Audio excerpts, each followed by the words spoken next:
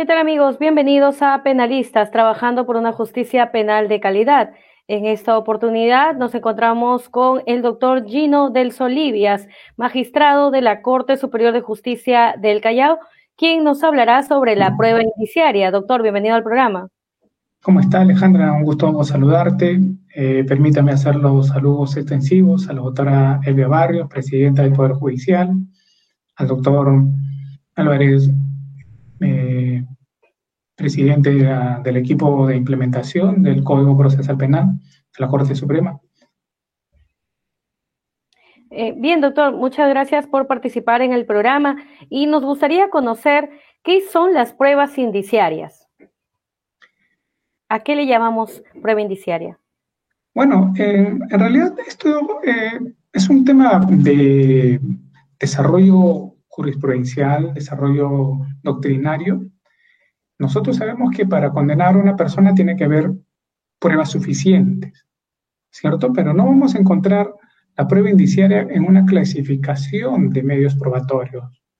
Podemos encontrar, por ejemplo, testigos, peritos, documentos, careos, pero la prueba indiciaria no es un tipo o no es una clasificación de prueba, sino que se dice prueba indiciaria porque está basado en indicios, pero es el razonamiento que hace el juez al momento de valorar la prueba y determinar la responsabilidad o no de una persona. Quiere decir entonces que la prueba indiciaria es un proceso lógico de valoración de medios probatorios y motivación de una resolución judicial. ¿Se puede afectar los derechos fundamentales de las personas con una prueba indiciaria? Se puede afectar si es que recurrimos o usamos inadecuadamente la prueba indiciaria. Explíquenos un poquito más sobre a qué se refiere si afectamos o usamos de mala forma la prueba indiciaria. La prueba indiciaria está regulado en el artículo 158 del Código Procesal. Este artículo en realidad no contiene una concepción, un concepto legal de prueba indiciaria, pero lo que sí contiene son los requisitos que tienen que ver cuando utilicemos o recurramos a la prueba indiciaria. ¿Qué quiere decir ello? Por ejemplo, en cualquier caso, supongamos una detención infraganti, podemos encontrar a una prueba directa, el agraviado, por ejemplo. Pero cuando no encontramos al agraviado, supongamos que nadie vio el delito, tenemos que recurrir a la prueba indiciaria. Entonces, partir de hechos, bases que se tienen que probar y además los indicios que también deben ser debidamente acreditados. Y digo que puede haber una afectación de derechos fundamentales porque la prueba indiciaria está relacionada al derecho de presunción de inocencia y al de motivación de las resoluciones judiciales. ¿Presunción de inocencia en qué sentido? Porque para que se enerva la presunción de inocencia de cualquier ciudadano tiene que haber prueba suficiente. El juez tiene que haber llegado a una certeza de la responsabilidad del acusado. Pero cuando no motivamos, cuando damos una simple explicación basada en conjeturas y no utilizamos adecuadamente la prueba indiciaria, obviamente estaríamos afectando también la presunción de inocencia como la motivación de las resoluciones judiciales. Bien, doctor. ¿Qué se requiere para condenar a una persona por prueba indiciaria? Bueno, como decía, respecto a las exigencias, ha habido exigencias a nivel de la Corte Suprema, a nivel jurisprudencial, pero también existen exigencias legales que está establecido en el Código Procesal Penal. En el artículo 158 del Código Procesal Penal, inciso 2, encontramos que se exige, en principio, que el hecho base esté probado. ¿Qué quiere decir? Que el indicio esté probado. Que este indicio sea plural, convergente, fuerte, no admita contraindicios, por ejemplo, y que además eh, que si es un solo indicio, ésta tenga la suficiente fortaleza para acreditar un hecho. Y en tercer lugar, el requisito es que se llegue a una explicación razonada mediante la sentencia. El juez tiene que explicar cómo llega a la conclusión de la responsabilidad. Por eso es que la prueba indiciaria está eh, regulada en el artículo 158, que habla sobre la valoración de la prueba. Los jueces, cuando valoramos las pruebas, valoramos utilizando la sana crítica. ¿Sí? Ya no utilizamos la íntima convicción, ¿no es cierto? O sea, ya no, el juez no va a una sesión espiritual a saber el caso, no consulta con su almohada. Lo que el juez tiene que valorar utilizando la sana crítica. Y el código nos dice, utilice usted, juez, los conocimientos científicos, la máxima de la experiencia y un razonamiento lógico. Lo mismo, es la misma exigencia para la prueba indiciaria. Sobre ese punto es bueno aclarar cuál es el perfil de un magistrado y en este caso la postura de un juez. Toda esa parte dogmática y la parte también del desarrollo de un proceso, ustedes se enmarcan a un código procesal penal. Por supuesto, hay que tener en cuenta que el proceso penal tiene diversas etapas. Al final de la actuación probatoria que es en el juicio oral, los jueces pasamos a deliberar. La deliberación está regulada en el artículo 393 del Código Procesal Penal. Y también nos exige que únicamente utilicemos para acreditar o no la responsabilidad de una persona las pruebas que han sido actuadas en juicio. Entonces, en este escenario, lo que los jueces hacemos es valorar individualmente cada aporte probatorio y luego en conjunto, en términos más sencillos, llegar a una conclusión razonada y que se pueda explicar el fundamento por el cual uno llega a tener responsabilidad en un caso. ¿Existe alguna línea jurisprudencial en materia de prueba indiciaria, doctor Gino Del So? Sí, claro que sí. En realidad, la Corte Suprema ha sido bastante prolija durante ya bastantes años en el tratamiento de la prueba indiciaria.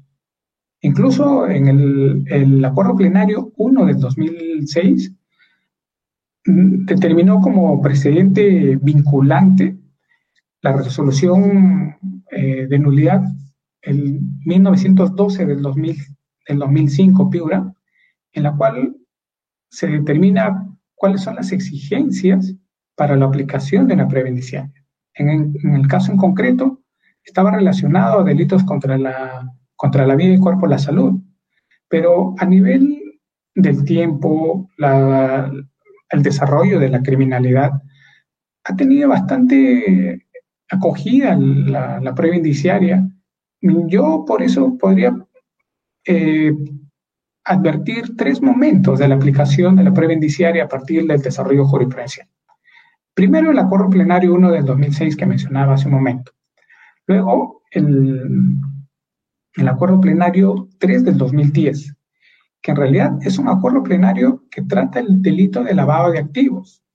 Sin embargo, cuando la Corte Suprema determina y nos señala cómo debería probarse, por ejemplo, el dolo o la responsabilidad de una persona en el delito de lavado de activos, nos ha dicho que podemos utilizar los jueces o deberíamos de utilizar la prueba indiciaria. En esta prueba indiciaria pues encontramos, por ejemplo, el incremento patrimonial, el manejo de caudales sin justificación, el uso de testaferros, el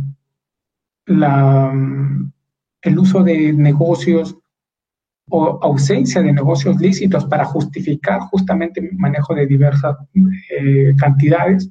Ellos son indicios que nos pueden llevar a la responsabilidad. Y este Acuerdo Plenario 3 del 2010 es importante porque marca una pauta y nos dice que la prueba indiciaria funciona para otros delitos, ya no necesariamente para los delitos clásicos, sino también los relacionados a la criminalidad organizada. Y actualmente, a partir del año 2016, por ejemplo, en el recurso de nulidad 695 del 2016 de Lima, se viene, la Corte Suprema también nos ha dado instrumentos respecto al delito de colusión, ya relacionados al delito de corrupción de funcionarios. Entonces, ¿cómo acreditar la concertación? ¿Cómo acreditamos ese acuerdo entre el funcionario y el servidor público? Que nadie ha visto, nadie ha grabado, pero podemos llegar a la conclusión que sí se concertaron a través de la utilización de medios de la prueba indiciaria. Doctor, y con relación a ello, ¿la prueba indiciaria puede derivar de hechos delictivos distintos? Sí, la prueba indiciaria en realidad se aplica en la mayoría de los casos.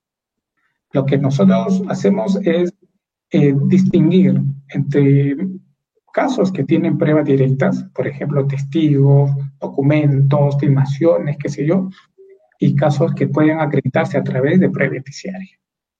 Eso no quiere decir que la prueba indiciaria es ausencia de prueba. Al contrario, lo que se exige es que los indicios de por sí tengan una acreditación, todo un desarrollo probatorio, principalmente ya para acreditar los indicios. No es otra cosa que llegar al mismo fin por otro camino, ¿no? Sencillamente.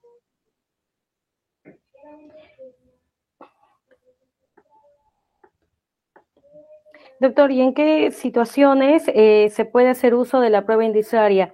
Pero antes de que me responda, vamos a una pausa comercial y volvemos.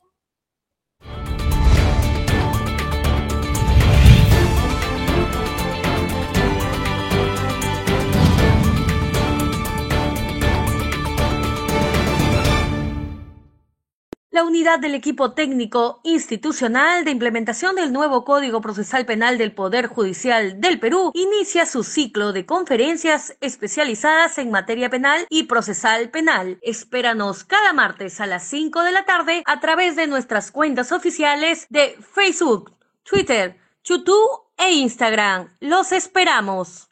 Nos renovamos y llegaremos a ustedes a través del microinformativo Reporte Judicial, que te brindará cada semana todos los reportes de casos emblemáticos en materia penal y procesal penal de las Cortes Superiores de Justicia del país. Síguenos en Facebook, Twitter, YouTube e Instagram cada sábado a las 8 p.m. Reporte Judicial.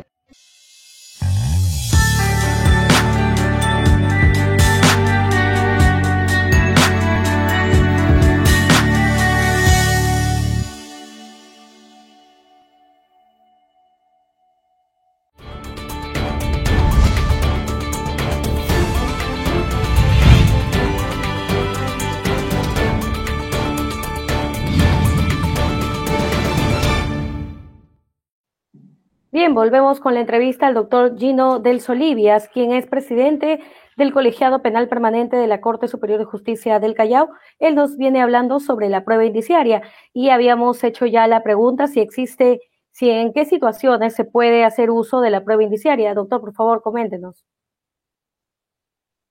Lo importante aquí es que nosotros en nuestro sistema procesal sabemos que tiene que haber un estándar probatorio para determinar la responsabilidad de una persona. Únicamente se enerva la presunción de inocencia cuando existe una certeza en el juez. En caso contrario, aplicaría el indubio pro reo, por ejemplo. Si es que no está probado, pero existe una duda razonable, el acusado merece ser absuelto. O, sencillamente, si el caso no se probó, va a ser absuelto. Pero la prueba indiciaria, ¿qué exige o qué implica? Evitar la impunidad. No quiere decir que por no tener prueba directa un caso pueda quedar impune. Supongamos que ocurrió un homicidio y nadie vio al autor del delito. Ese homicidio pues no puede quedar impune. Se tienen que investigar las personas relacionadas a esto, quién fue la última persona de repente quien estuvo en contacto con él, o si había personas que lo amenazaban, le habían advertido de este suceso. Es una construcción de indicios, ¿no? Entonces, la prueba indiciaria se aplica justamente cuando no tenemos una prueba directa para acreditar el hecho, sino sencillamente buscar los móviles, de repente, quienes podrían haber estado presentes en el lugar. ¿Los audios vendrían a ser pruebas indiciarias o son pruebas concretas? A eso se le refieren pruebas directas, ¿no? Los audios podemos determinar que reproduce un hecho. Al igual que el video y todo ello. Claro, como un testigo, por ejemplo, sabe, él ha visto, el testigo ha visto, ha oído, ¿no? El documento ha grabado la escena. Pero y un ejemplo de prueba indiciaria para que el público pueda entenderlo de manera sencilla. Lo clásico en la prueba indiciaria, por ejemplo, es el indicio de móvil. El móvil de lucro, ¿no? Cuando quien mató a una persona, de repente aquel que quería recibir un beneficio económico. El móvil de los celos, por ejemplo, en el caso de Vencia Mesa se aplicó este indicio, ¿no? El móvil del celo. En el caso de Juliana Yamoja también. Entonces, los indicios son, obviamente, son parte de una hipótesis. Hipótesis que tienen que probarse. Tienen que probarse en juicio. Muy bien, doctor. ¿Y cuál es su postura en torno a la prueba indiciaria? Usted como Gino Delso. Bueno, en realidad, yo considero que la prueba indiciaria es un buen instrumento para evitar la impunidad en casos que no se tiene prueba directa, pero hay que saber usarlo, ¿no? Y yo creo que esto implica a los demás operadores jurídicos, como el Ministerio Público, abogado, implica un desarrollo de capacidad, porque el abogado ante una prueba indiciaria no se queda con los brazos cruzados, también puede buscar contraindicios, elaborar una construcción lógica para poder tener una teoría de defensa. Y el Ministerio Público, ¿no? Muchas veces, en casos que vemos en el Callao, casos de sicariato, ¿no? El Ministerio Público dice, bueno, no tengo la prueba, ¿quién habrá sido el autor? Justo a ese punto queríamos llegar. ¿Cómo es que se viene desarrollando la prueba indiciaria en la Corte Superior de Justicia del Callao? Además que tenemos información donde se menciona que las pruebas indiciarias excluyen a la presunta flagrancia. ¿A qué se refiere esto? Bueno, como nosotros percibimos la flagrancia delictiva es la persona que ha sido aprendida justo en el momento que está cometiendo el delito. Eso es más claro para todos, ¿no? O se le encuentra con las manos, como se dice, las manos en las masas, con los elementos, vestigios, huellas del delito en las manos. Pero cuando no tiene sello, por ejemplo, se encontró un cadáver en la vivienda de una pareja o un cadáver de una mujer, nadie sabe quién cometió el delito, no existe el arma homicida, no existe huellas en el domicilio, entonces allí es el recurso de la prueba indiciaria, ¿no? Justamente en el Callao aplicamos mucho de prueba indiciaria en los casos de feminicidio, ¿no? Hemos visto casos donde han encontrado, por el tema de la pandemia, cadáveres de 2 o 3 meses de féminas y nadie sabía ello, ¿no? ¿Quién podría ser? Todos pueden apuntar, seguramente es el conviviente o es la expareja, pero nadie ha visto el evento. Entonces tenemos que construir, si efectivamente esto le corresponde al Ministerio Público, obvio, tiene que construir que efectivamente la expareja ha tenido oportunidad de cometer el delito, tuvo un móvil, hubo casos de violencia reiterada en el hogar, violencia familiar, para poder determinar la responsabilidad en el caso.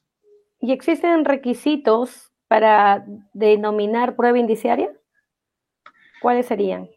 Los requisitos son que cada indicio que se proponga tienen que ser probados. Si me dicen, por ejemplo, el Ministerio Público propone el indicio de celos, ese indicio de celos tiene que probarse utilizando cualquier medio técnico, cualquier medio probatorio. Puede venir un testigo a decir, sí, yo he escuchado que este señor siempre le reclamaba por los celos. Puede venir un documento, un audio, por ejemplo, donde el sujeto le mandaba de repente mensajes de voz o mensajes de texto, ¿no? Entonces, el indicio se tiene que probar. Y eso es lo más importante en la prueba indiciaria. Y que estos indicios sean fuertes, ¿no? Que estos indicios no se caigan por contraindicios. Por ejemplo, puede venir el fiscal y decir, oye, tengo el indicio de celos. Y el acusado viene y dice, tengo ese celular, no es mío. Es un contraindicio fuerte. Entonces, ese indicio se deviene débil, por lo tanto, no va a generar una convicción en el juez. El juez no va a llegar a ubicar el nexo causal o el nexo lógico entre el indicio y el hecho que es materia de prueba. ¿Y existen deficiencias en este tema? Si existen, ¿cuáles serían? ¿Las podría señalar, doctor? La deficiencia es que muchas veces se confunde que yo o Ministerio Público va a recurrir a la prueba indiciaria cuando no he hecho actividad investigativa.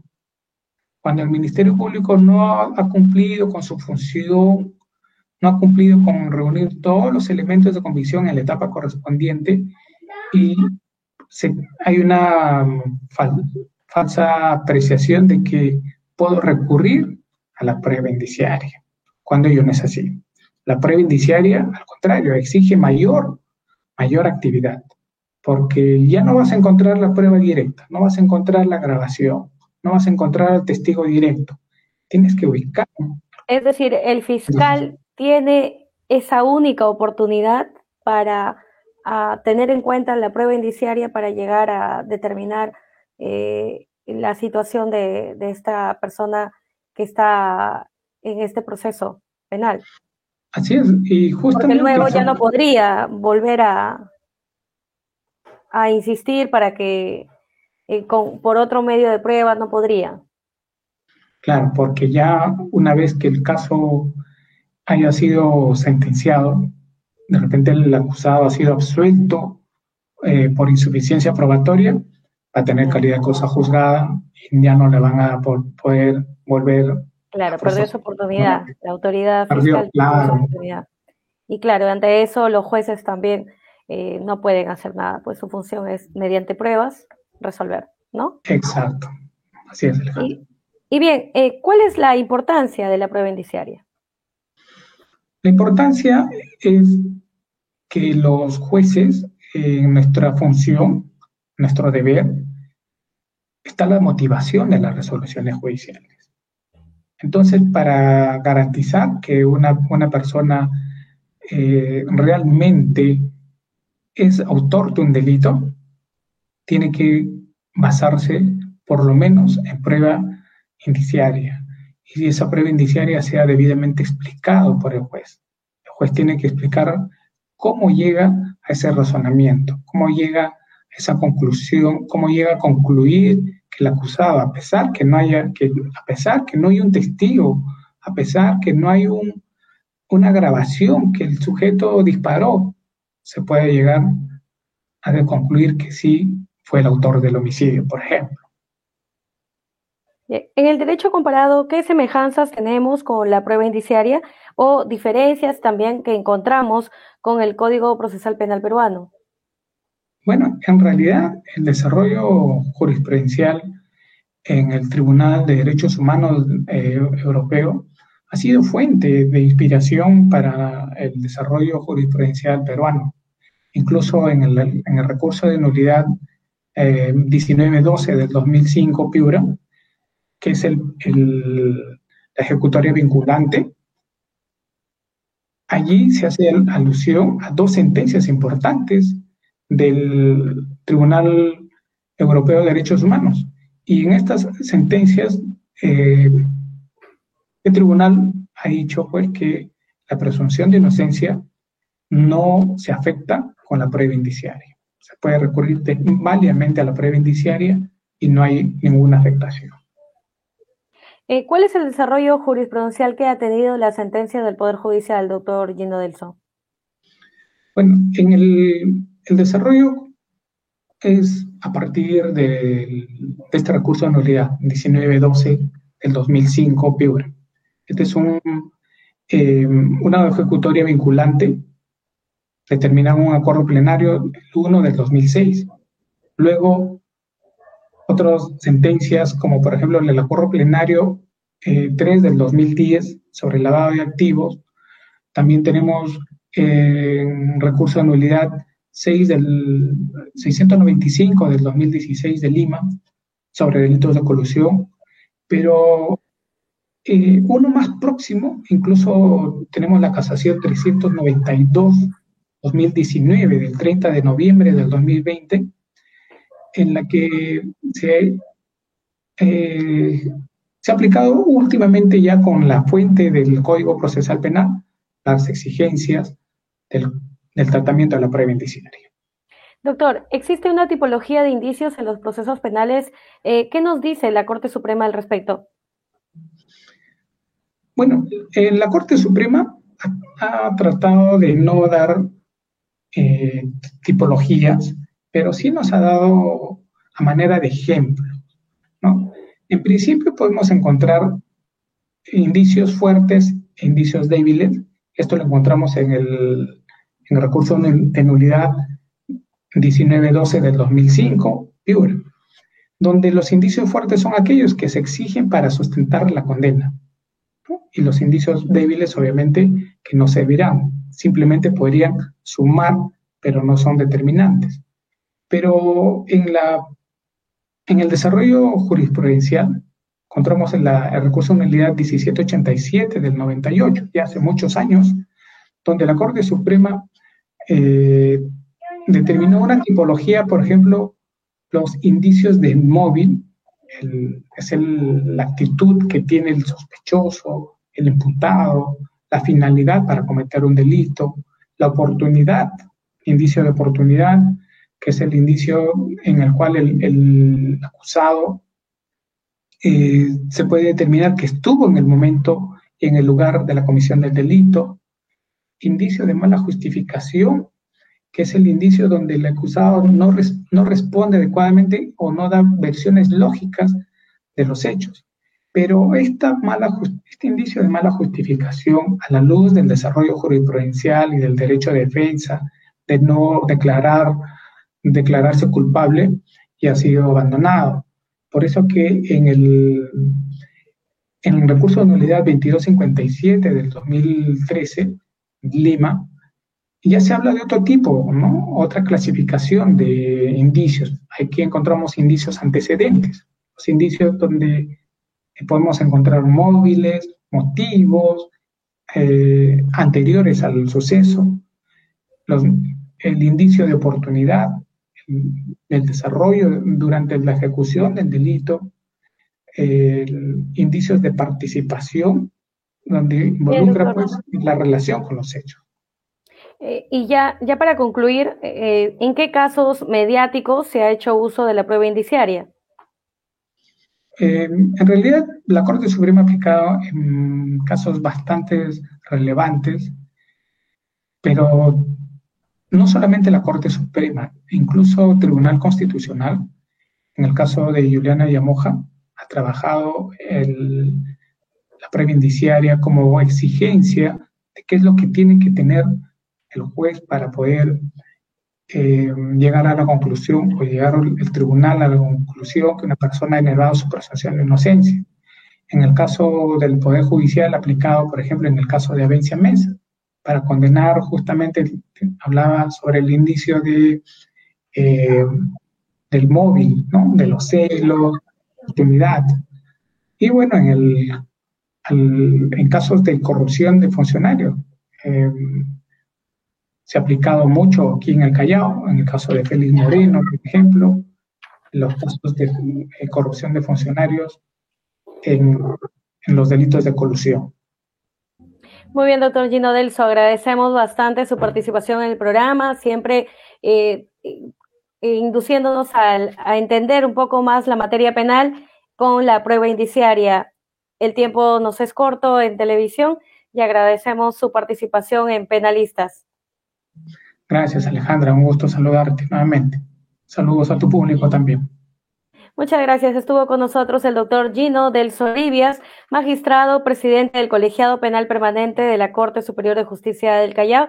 A todos nuestros amigos que nos sintonizan a través de nuestras cuentas oficiales de redes sociales, muchas gracias por su sintonía y también pueden seguirnos en Justicia TV. Hasta la próxima.